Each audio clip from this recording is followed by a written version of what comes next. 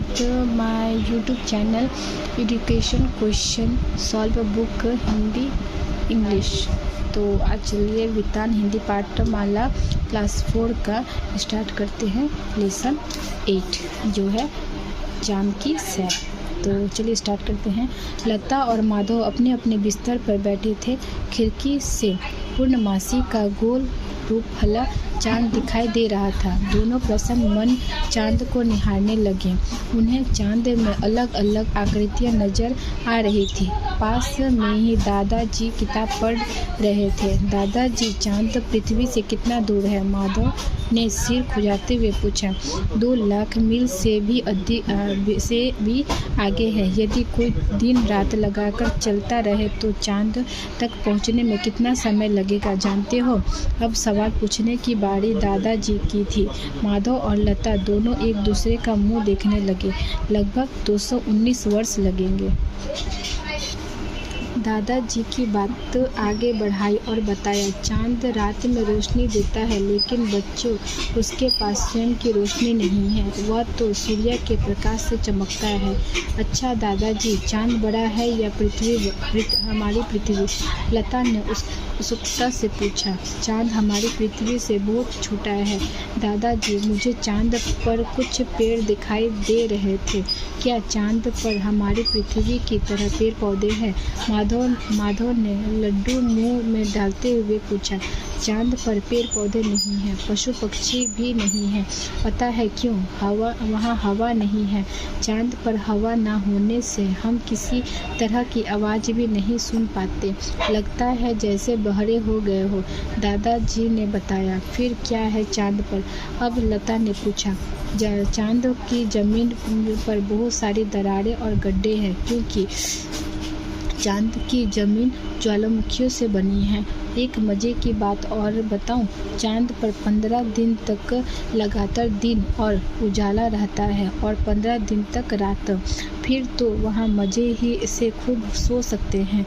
दोनों बच्चे चहकते हुए बोले। अच्छा चलो, अब तुम लोग सो जाओ, बहुत रात हो गई है। कल तुम्हें एक पुस्तक दूंगा, चांद की सैर। उसे पढ़ना और चांद के बारे में ढेर सारी बातें मालूम करना। दादाजी ने दोनों को चादर उड़ाकर सुला दिया। सुबह उठते ही माधव और लता दोनों पुस्तक की ओर लपके। दोनों ने आगे की कहानियाँ पढ़नी शुरू की। चांद पर गुरुत्वाकर्षण शक्ति बहुत कम है। अब यह कौन सी शक्ति है? एक कंकड़ को आसमान की तरफ फेंको तो वह तेजी से धरती की तरफ खींचा चला आएगा। यही गुरुत्वाकर्षण शक्ति है। यह शक्ति चांद में बहुत कम है। पृथ्वी की गुरुत्वाकर्षण शक्ति का 6वां भाग चांद में ही है। इसीलिए अगर वहाँ हम किसी को एक हाथ में उठाना चाहे तो आसानी से उठा सकते हैं। वह हल्की सी छलांग लगाओगे तो भी लंबी दूरी लांघ सकते हो। अब मुश्किल यह है कि चांद पर पहुंचा कैसे जाए। चांद तो पृथ्वी से बहुत दूर अंतरिक्ष में है। वहां जाने के लिए साधारण विमान की नहीं बल्कि अंतरिक्ष यान की ज़रूरत है। चांद पर हवा नहीं है, इसीलिए आवश्यकता के अनुसार हवा साथ ले जाई जाती है।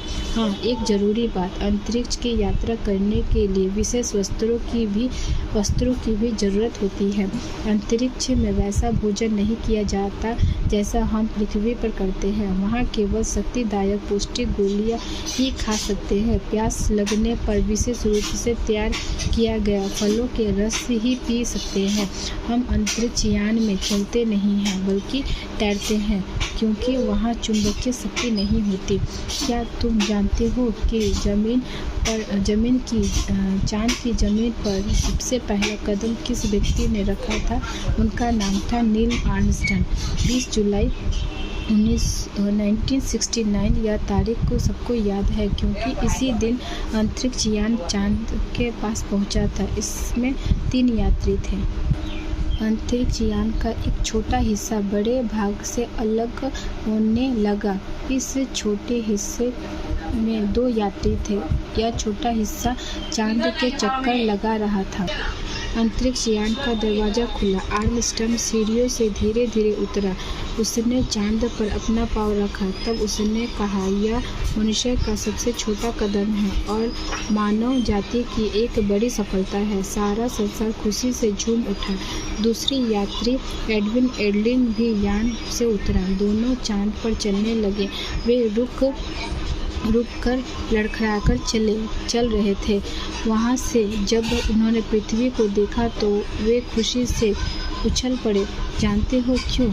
इंसान ने धरती से चांद को देखा है, लेकिन पहली बार किसी ने चांद से धरती को देखा है ना मज़ेदार बात? उन्होंने चांद की ऊंची नीची जगह से कंकड़ और रेत की थैलियों में भर लिया। वहाँ से पृथ्वी की तस्वीरें खींची।